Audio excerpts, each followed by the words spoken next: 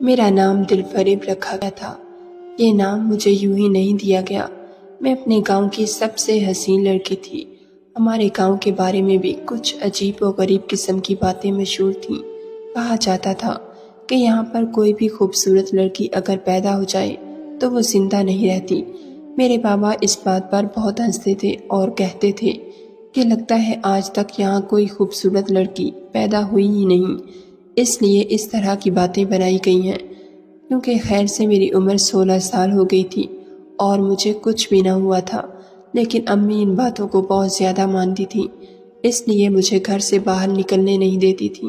वो कहती थी कि अगर तुम घर से बाहर निकली तो तुम्हें नज़र लग जाएगी, और नज़र तो इंसान को कब्र में डाल कर आती है। मैं वाकई बहुत ज़्यादा हसीन थी। मेरे लंबे सुनहरे बाल थे। लोगों के बाल काले होते हैं, लेकिन मेरे बाल गोल्डन कलर के थे। नीली आंखें थीं जो कि मैंने ज़िंदगी में बहुत कम लोगों की देखी थी, और सफ़ेद तो मैं इतनी थी कि वाकई अगर मुझे कोई हाथ लगाता तो मैली हो जाती थी। घर में कोई मेहमान भी आता तो मेरी अम्मी मुख्तलिफ बहाने कर देती थी कि दिलफरेब घर पर नहीं है। इस तरह मेरी अम्मी मुझे किसी से मिलने नहीं देती थी, और मेरा दिल करता था कि मैं लोगों से मिलूं और बातें करूं, लेकिन मेरी माँ मुझे मेरे कमरे से बाहर निकलने नहीं देती थी। इस तरह से मैं बागी होने लगी और घर से निकलने के बहाने बनाने लगी, मगर मेरा कोई भी बहाना कामयाब ना होता था, क्योंकि मेरे 3 भाई मेरे सारे काम कर लिया करते थे और मुझे कहीं जाने की ज़रूरत नहीं पड़ती थी। सब मुझे बहुत मोहब्बत करते थे और लोग मुझे देखने के लिए आते थे। मेरे लिए रिश्तों की भी लाइन लगी होती थी। एक दिन मेरा दिल बहुत तंग हो गया और मैंने कहा कि मैं घर में नहीं बैठूंगी। घर के सारे लोग दोपहर का खाना खाने के बाद थोड़ी देर के लिए सो रहे थे। अम्मी कहती थी कि ये सवाल का वक्त होता है, इसमें घर से बाहर नहीं निकलते, लेकिन मुझे इस वक्त में ही मौका मिला था, इसलिए मैं घर से बाहर निकल गई और अपने घर से काफ़ी दूर एक पीपल के दरख्त के नीचे बैठ गई। अम्मी ये भी कहती थी कि पीपल के दरख्त के नीचे नहीं बैठना चाहिए। मैंने सारी ज़िंदगी यही बातें सुनी थी, इसलिए अब इन बातों से मुझे चिढ़ हो गई थी। मैं जाकर उसी दरख्त के नीचे बैठ गई और यहाँ पर बहुत ज़्यादा सुकून था। वैसे तो यहाँ पर भी कोई था नहीं, लेकिन फिर भी मुझे ये खामोशी अपने कमरे के सन्नाटे से ज़्यादा अच्छी लग रही थी। आसपास छोटी छोटी चिड़ियाँ बोल रही थी, ठंडी हवाएं चल रही थीं। मैं सुकून से यहाँ पर बैठ गई। थोड़ी देर के बाद न जाने क्या हुआ, मुझे अचानक से नींद सी आने लगी। मैंने ऊपर देखा तो पीपल का दरख्त मुझे ऐसा लगा कि जैसे अभी सारा का सारा मेरे ऊपर आ गिरेगा। मैंने उस दरख्त से बातें करना शुरू कर दी। मैंने कहा कि तुम भी तो यहाँ पर अकेले रहते हो। मेरे अब्बू कहते हैं कि दरख्तों में जान होती है, तो तुम्हें पता ही होगा कि अकेले रहकर कैसा महसूस होता है। लोग तुमसे तुम्हारा फूल और फल ले जाते हैं और तुम्हें बिल्कुल भी नहीं देखते, तुम्हारा कोई ख्याल भी नहीं रखता। यही मेरा हाल है। सब लोग मेरी ज़रूरत तो पूरी करते हैं, लेकिन कोई मेरे साथ बैठकर बातें नहीं करता। भाई अपनी दुनिया में मसरूफ़ रहते हैं, कोई बहन भी नहीं है मेरी, और घर वाले मुझे कोई सहेली भी नहीं बनाने देते। अम्मी भी सारा दिन घर के काम में मसरूफ़ रहती हैं, बाबा भी रात को घर आते हैं। मैं तंग आ गई हूँ इस तन्हाई से, समझ नहीं आता कि मैं क्या करूँ। ऐसे ही खुद से बातें करते करते वक्त गुजरने लगा। मैं पहले भी खुद से बातें किया करती थी कि मेरे साथ कोई बात नहीं करता था। मुझे डायरी लिखने की भी आदत थी। मुझे पता ही नहीं चला कि कब मेरी आंख लग गई और मैं वहीं पर सो गई। लेकिन जब आंख खुली तो ये देखकर हैरान रह गई कि मेरे साथ एक बहुत ही खूबसूरत नौजवान बैठा था। उसके हाथ में एक मरा हुआ सांप था। मैं उसे देखकर घबरा गई। मैंने कहा कि कौन हो तुम, क्या कर रहे हो यहाँ पर? उसने कहा कि डरने की ज़रूरत नहीं, जिससे डरना चाहिए था उसे मैंने मार दिया है। तुम यहाँ पर कैसे बेखबर सो रही थी? अगर ये सांप तुम्हें काट जाता तो तुम सोती ही रह जाती और आँख तुम्हारी दूसरी दुनिया में खुलती। वो इंसान कितना खूबसूरत था, उसकी आवाज़ में कितनी मिठास थी और कितना खूबसूरत लहजा था उसका। वो मेरी तरफ प्यार से देख रहा था, जैसे मुझे सदियों से जानता है। उसकी तरफ देखते हुए मैं भी कहीं खो सी गई। میں نے دیکھا تو مجھے یاد آیا کہ مجھے اس کا شکریہ ادا کرنا چاہیے کیونکہ اس نے میری جان بچائی ہے۔ میں نے کہا کہ آپ کا بہت شکریہ، آپ نے میری جان بچائی۔ اگر آپ یہاں پر نہیں آتے تو یہ سانپ مجھے کاٹ جاتا اور میں یہیں پر مر جاتی۔ اس نے کہا آپ کا نام کیا ہے؟ میں نے کہا سب مجھے دل فریب کہتے ہیں۔ اس نے کہا کہ بالکل ٹھیک کہتے ہیں۔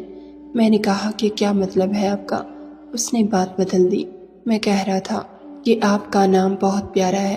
ویسے تو میرا دل نہیں کر رہا تھا کہ یہاں سے چلے جاؤں، کہ پتہ نہیں پھر میں اسے دوبارہ کب دیکھ سکتی تھی۔ میں نے کہا کہ تمہارا نام کیا ہے؟ تو کہنے لگا تم مجھے فرحات کہتے ہیں۔ میں نے کہا آپ کا نام بھی بہت اچھا ہے اور اس کے تو جیسے مجھے کوئی لفظ ہی نہیں مل رہا تھا۔ میں نے کہا کہ مجھے جانا چاہیے، اگر میری امی کو پتہ چل گیا تو مجھے بہت باتیں سنائیں گی۔ لیکن وہ بات سے بات نکالنے لگا۔ اس نے کہا کہ کیوں باتیں سنائیں گی؟ ایسی کیا بات ہے؟ میں نے کہا کہ مجھے باہر جانے کی اجازت نہیں، لیکن مجھے باہر آنا بہت اچھا لگتا ہے، اس لیے پر اب میں نہیں آؤں گی کیونکہ دوبارہ تو آپ مجھے بچانے کے لیے نہیں آئیں گے۔ اس کے بعد میں اسی کے خیالوں میں کھوئی رہی۔ بار بار مجھے اسی کی یاد آتی تھی، اس کی آنکھیں، اس میں بسا پیار۔ اس نے میری جان بچائی۔ ایک دن میں نے کسی کتاب میں یہ بات لکھی ہوئی پڑھی کہ جو آپ کی جان بچا لیتا ہے پھر آپ کی جان اسی کی ہو جاتی ہے۔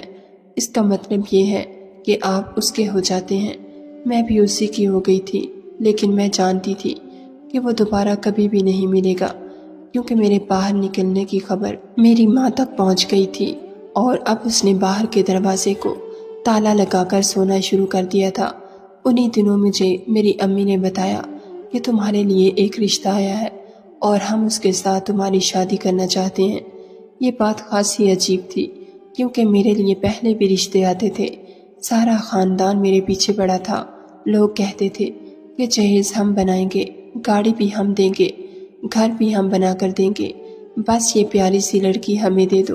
لیکن میری امی کہتی تھی کہ بیٹی کی شادی وہاں کروں گی جہاں زیادہ لوگ نہ ہوں، کہ مجھے بچپن سے ہی بہت زیادہ نظر لگتی تھی، اس لیے امی کہتی تھی کہ میں کسی اکیلے لڑکے سے اپنی بیٹی کی شادی کروں گی۔ اس پر بھی خاندان والوں نے باتیں کی اور کہا کہ اکیلے لڑکے سے شادی کرو گی جس کے آس پاس کوئی نہ ہو، پتہ نہیں کون ہوگا، تمہاری بیٹی کو کہاں لے جائے۔ تو میری ماں نے کہا کہ تم لوگوں کے حوالے کر دو میری بیٹی تاکہ اسے دیکھنے کی چیز بنا لو اور اپنے سارے خاندان کو دکھاؤ، کیونکہ اچھی اور پیاری بہو لوگ اسی لیے لے کر آتے ہیں تاکہ سارے خاندان کو دکھا سکیں کہ ہم کتنی پیاری بہو لے کر آئے ہیں، ورنہ انہیں لڑکی سے کیا مطلب ہوتا ہے۔ لیکن ایسے ہی کسی کو بیٹی بھی تو نہیں دی جا سکتی۔ پر اس دفعہ امی نے کہا کہ لڑکا میں نے اچھی طرح دیکھ لیا ہے، اس کا گھر بھی دیکھ لیا ہے، اس کے آس پاس بھی کوئی نہیں اور اکیلا ہے اس دنیا میں، لیکن بہت امیر اور شریف، ایک بہت ہی قریبی انسان نے اس کی ضمانت بھی دی ہے، اسی لیے تمہاری شادی وہیں کریں گے۔ میرے دل میں تو فرحات بس چکا تھا، اس لیے میں کسی اور سے شادی نہیں کر سکتی تھی۔ میں نے شادی سے صاف انکار کر دیا اور کہا کہ میں یہ شادی بالکل بھی نہیں کروں گی۔ میری ماں نے کہا کہ نہ تو تم کہیں آتی جاتی ہے، نہ ہی کسی سے ملتی ہے، تو پھر کیا تجھے کوئی اور پسند آ گیا ہے جو تم منہ پھاڑ کر انکار کر رہی ہے؟ کہیں تو نے کوئی چکر تو نہیں چلا لیا؟ مجھے یقین نہیں آ رہا تھا کہ میری ماں نے مجھے ایسی بات کہی تھی، لیکن ان کی باتیں بھی ٹھیک تھیں کیونکہ میں نے انکار اس طرح سے کیا تھا کہ مر جاؤں گی لیکن یہاں پر شادی نہیں کروں گی۔ اور میں نے یہ انکار کیوں کیا تھا؟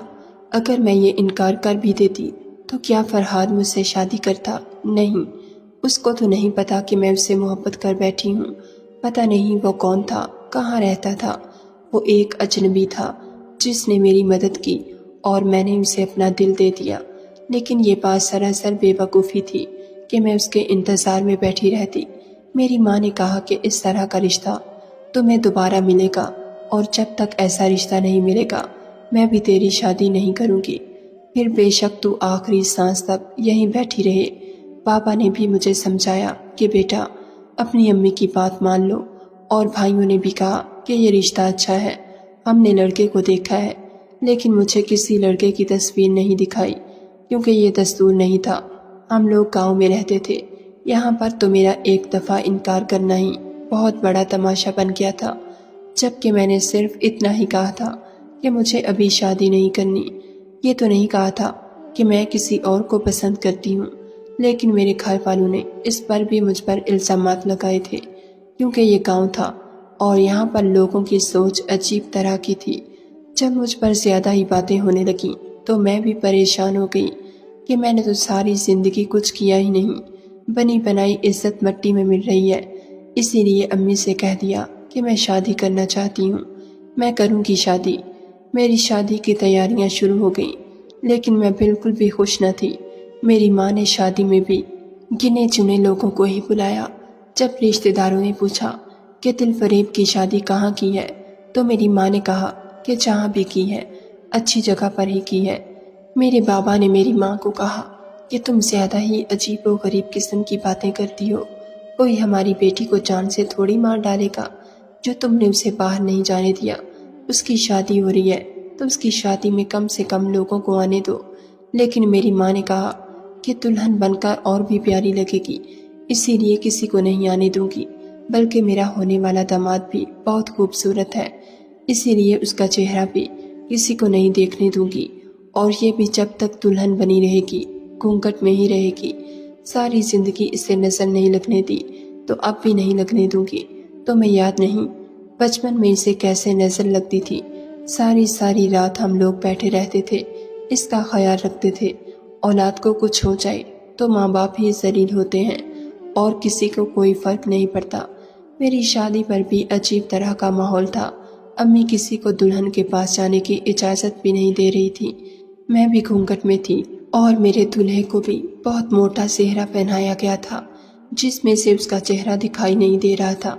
मुझे उसे देखने का शौक भी नहीं था, लेकिन अम्मी ने कहा था कि बहुत खूबसूरत है, इसीलिए मैं उसे देखना चाहती थी। इस तरह मैं भी तो देखूं, अम्मी जिसे खूबसूरत कह रही हैं वो कैसा है। मैं सोचने लगी कि अगर मेरी शादी फरहाद से हो रही होती तो इस वक्त मैं कितनी खुश होती। लेकिन क्या ये ऐसे ही बेवफाई नहीं थी कि शादी मेरी किसी और से हो रही थी और सोच मैं फरहाद के बारे में रही थी। लेकिन मैं वफा क्यों करती। ये मेरी पसंदीदा शख्सियत तो नहीं था। उसका नाम असलम था, उसका नाम भी मुझे पसंद नहीं आया। और फरहाद का तो नाम ही इतना खूबसूरत था कि जिसको मैं बार बार सुनना चाहती थी, उसे पुकारना चाहती थी। लेकिन मेरी ज़िंदगी बर्बाद हो रही थी और मैं कुछ नहीं कर सकती थी। मेरी शादी भी हो गई और उस लड़के के साथ वैसे भी कोई नहीं था। वो मुझे रुखसत करके सीधा अपने घर ही ले गया था। हैरानी की बात यह थी कि उसने रास्ते में भी सेहरा नहीं उठाया था। मैंने भी ऐसी कोई बात नहीं की।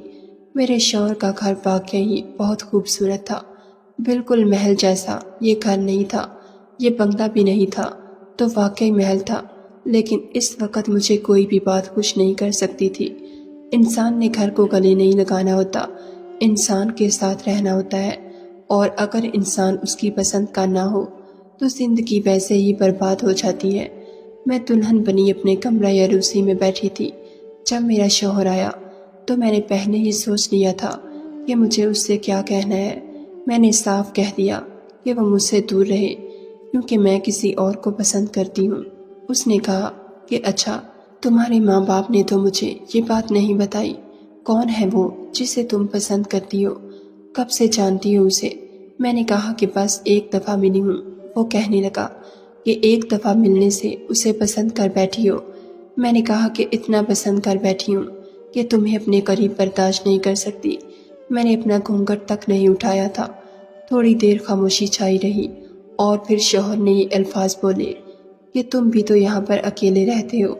मेरे अब्बू कहते हैं कि दरख्तों में जान होती है। तुम्हें पता ही होगा कि अकेले रहकर कैसा महसूस होता है। लोग तुमसे तुम्हारा फूल और फल ले जाते हैं और तुम्हें बिल्कुल भी नहीं देखते, तुम्हारा कोई ख्याल भी नहीं रखता। यही मेरा हाल है। सब लोग मेरी ज़रूरत तो पूरी करते हैं, लेकिन कोई मेरे साथ बैठकर बात नहीं करता। भाई अपनी दुनिया में मसरूफ़ रहते हैं, कोई बहन भी नहीं है मेरी, और घर वाले मुझे कोई सहेली भी नहीं बनाने देते।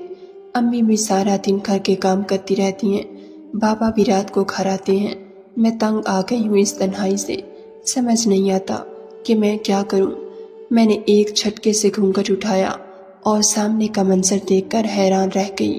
میرے شوہر نے بھی ابھی تک سہرا پہن رکھا تھا۔ میں نے کہا کہ تمہیں ان ساری باتوں کے بارے میں کیسے پتا چلا؟ یہ باتیں تو میں نے ایک درخت سے کی تھی۔ اس کا مطلب کہ تم وہ ساری باتیں سن رہے تھے، تم وہیں پہ کہیں چھپے ہوئے تھے۔ اس نے کہا کہ ذرا غور کرو، کیا اس دن وہاں پر کوئی انسان موجود تھا؟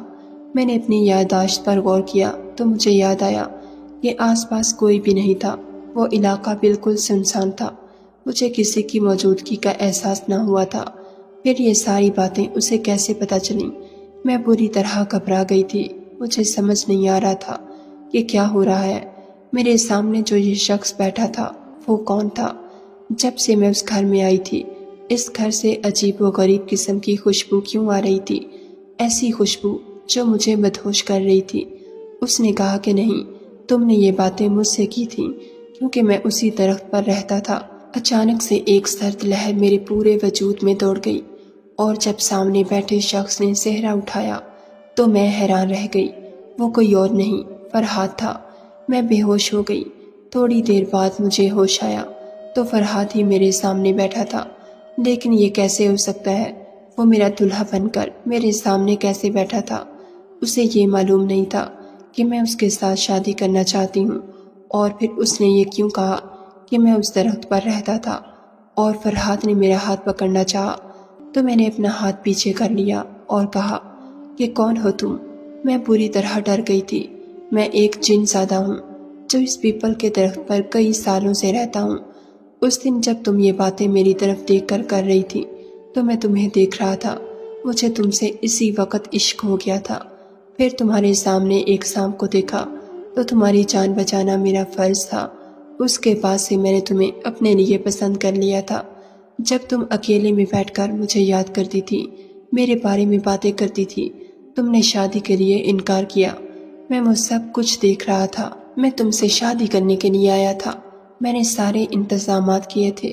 تمہاری ماں کو اپنے اشاروں پر نچانا میرے لیے کوئی مشکل بات نہ تھی۔ یہ میرا محل ہے، میں ایک جن زادہ ہوں اور آج تم میری بیوی ہو۔ اب تم اسی گھر میں میرے ساتھ رہو گی اور ہم لوگ ایک ساتھ ایک دوسرے کے لیے خوشیوں کے انتظام کریں گے۔ میں بری طرح حیران رہ گئی تھی۔ مجھے سمجھ میں نہیں آ رہا تھا کہ میں کیا جواب دوں۔ میں نے فرحاد کو کہا، کیا یہ تم ہی ہو؟ تم ہی ہو؟ اس نے کہا کہ میں ہی ہوں، تمہارے سامنے بیٹھا ہوں۔ یہ سچ ہے کہ تمہیں دیکھتے ہی مجھے تم سے محبت ہو گئی تھی۔ تم واقعی ہی ایک بہت خوبصورت انسان ہو، لیکن کیا مجھے تمہیں انسان کہنا چاہیے؟ تم نے میری ماں باپ کو اپنے اشاروں پر نچا کر اپنی بات منوا لی، اپنے ساتھ مجھے اس محل میں لے آئی ہو۔ میں تمہاری بیوی ہوں، تم نے میرے ساتھ نکاح کیا ہے، لیکن ہمارے اس رشتے کا مستقبل کیا ہے؟ تم جن زادے ہو اور میں ایک انسان ہوں۔ تمہیں نہیں لگتا کہ تم نے اپنی دنیا کے اصولوں کو بھی توڑا ہے اور میرے معاشرے کے اصولوں کو بھی؟ کل میرے ماں باپ مجھ سے ملنے کے لیے آئیں گے تو کیا پتہ نہیں چلے گا انہیں؟ فرحاد نے کہا کہ اب تم سے ملنے کے لیے کوئی نہیں آئے گا۔ میں یہ سن کر حیران رہ گئی۔ میں نے کہا کیوں؟ جس طرح میں نے ان سے اپنی بات منوائی وہ یہ سوچنے پر مجبور ہی نہیں ہوئے کہ یہ لڑکا کون ہے، اس کے ماں باپ کہاں ہیں۔ تمہاری ماں تو کہیں بھی تمہارا رشتہ کرنا نہیں چاہتی تھی، اس نے فوراً ہاں کر دی۔ اسی طرح اب وہ تمہارے بارے میں سوچیں گے ہی نہیں۔ سمجھو کہ وہ یہ بھول جائیں گے کہ ان کی کوئی بیٹی ہے جس کی انہوں نے شادی کی ہے، اور باقی لوگوں کو بھی سنبھال لوں گا۔ اب ہمیں تنگ کرنے کے لیے یہاں پر کوئی نہیں آئے گا، صرف ہم اور ہماری خوشیاں ہوگی۔ میں اس کی بات سن کر حیران رہ گئی کہ میرے ماں باپ مجھے بھول جائیں گے۔ تمہارا نام جس نے بھی رکھا ہے بہت خوبصورت رکھا ہے، تم واقعی دل فریب ہو۔ مجھے تمہیں دیکھتے ہی تم سے عشق ہو گیا۔ دل فریب میری عمر 100 سال ہے۔ میں نے بہت چہرے دیکھے ہیں لیکن تم جیسا کوئی نہیں دیکھا۔ تم تو کسی مردے کے دل میں بھی خواہش جگا سکتی ہو، میں تو پھر بھی ایک جن زادہ ہوں۔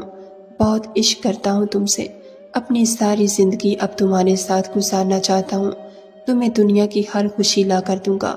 میں اس درخت پر بلا وجہ مکین نہیں تھا، مجھے وہاں پر قید کیا گیا تھا، لیکن اب مجھے کسی کی پرواہ نہیں۔ تم میرے ساتھ ہو تو میں کچھ بھی کر سکتا ہوں۔ فرحاد نے میرا ہاتھ تھام کر میرے ہاتھ میں سونے کی چوڑیاں پہنا دیں۔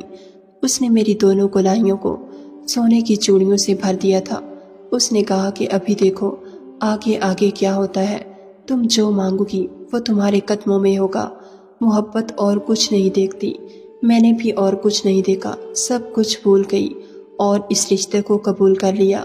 फरहाद का दिल से शुक्रिया भी अदा किया कि उसने मुझे बचा लिया और उसने कहा कि तुमने बिना देखे मुझसे वफा निभाई है, इसीलिए मुझे यकीन है कि मुझे कभी पछताना नहीं पड़ेगा। जबकि मेरे लिए ये कदम बहुत बड़ा था और इसके बहुत बुरे नताइज भी हो सकते थे। मैं हमेशा तुम्हारे साथ रहूँगा, तुम्हारा साथ दूंगा और सब ठीक हो जाएगा। हम लोग एक साथ बहुत खुश थे। अगला दिन मेरी ज़िंदगी का सबसे अच्छा दिन था। ये घर मेरा था और फरहाद के लिए कोई भी चीज़ इस घर में लाना मुश्किल नहीं था। उसने कहा कि मैं जिस तरह तुम इस घर को सजाना चाहती हो सजाओ, जो कुछ तुम्हें चाहिए मैं ला कर दूंगा, पर हमारी ज़िंदगी आम लोगों से थोड़ी सी मुख्तलिफ होगी और तुम्हें मेरे साथ इसी तरह जीना होगा। मैंने फ़ख्र से कहा कि अगर मुझे तुम्हारी मोहब्बत मिल गई है तो फिर मुझे किसी बात की परवाह नहीं, क्योंकि जीने के लिए मोहब्बत ही सबसे ज़्यादा ज़रूरी होती है। ऐसी मेरी सोच थी, मुझे ऐसा लगता था, इसीलिए मैंने यही कहा। हम साथ थे और हम खुश थे। फरहाद ने किसी भी तरह दिलफरेब को हासिल तो कर लिया था और दिलफरेब भी फरहाद की ज़िंदगी में आकर बहुत खुश थी, पर अभी उसे नहीं पता था कि आगे क्या होने वाला था, क्योंकि इस महल का एक राज भी था जो फरहाद दिलफरेब से छुपा रहा था। कहानी का दूसरा पार्ट जल्द ही आपके सामने पेश किया जाएगा।